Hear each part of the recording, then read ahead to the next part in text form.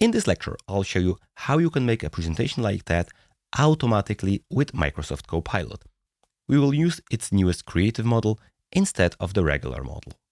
To create such a presentation with Copilot, you would go as normally to the Skittle icon and select Create a new presentation. Now we have a choice between two models. The default model that will create presentations as usual with an image and text, and the creative model that tries to create completely custom, well-designed presentations based on our prompt.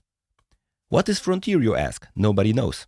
That's why I'm recording in this video. Frontier is basically latest AI innovations by Microsoft brought to their 365 programs.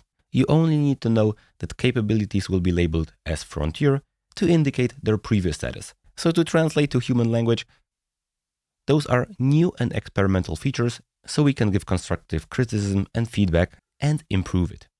Let's try to make a promotional campaign for our new bike called Runner. Make it in a photorealistic style. We could type anime style, watercolor style, depending on what we need, because it will be created by AI from scratch. Let's hit play. Copilot will create an outline. Once it does that, we can start generating the slides. Now let us select Generate Slide, and it will work in the background. This will take several minutes because each single slide is AI generated from scratch. After a few minutes, this is the result that I got, and I'll tell you the good and the bad things about it.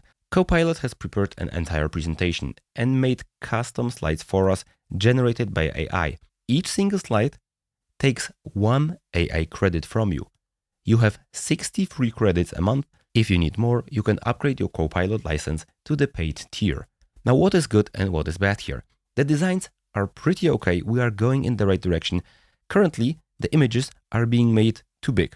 They are bigger than the slides, but what I like that we have generated images and we have separately generated text. The text is a native PowerPoint text field, and you can see the direction in which PowerPoint is going with that.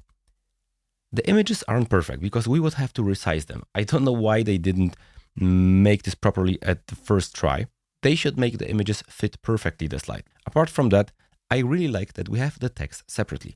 The problem is that the icons, for example, are baked into the image. I would prefer if the icons are separate, but this is why we need to give feedback on this feature. If we take a look through the slides, they aren't perfect, but they would be usable. I could, for example, put this somewhere else. I could resize it. I could delete and add things to my liking.